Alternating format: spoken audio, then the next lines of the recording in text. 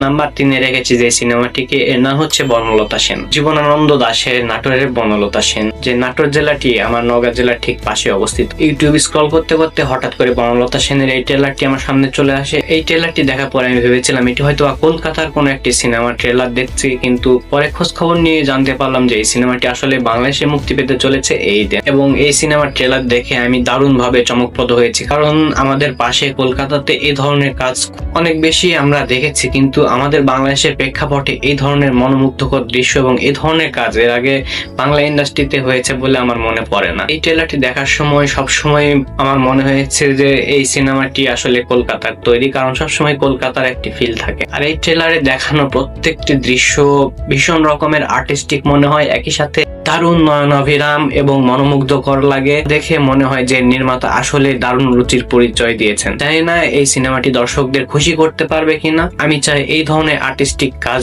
দর্শকরা প্রমোট করুক, এবং এই সিনেমা যদি দর্শকদের চাহিদা পূরণ করতে পারে তবে অবশ্যই দর্শকদের উচিত হলে গিয়ে এই সিনেমাটি এক্সপিরিয়েন্স করা।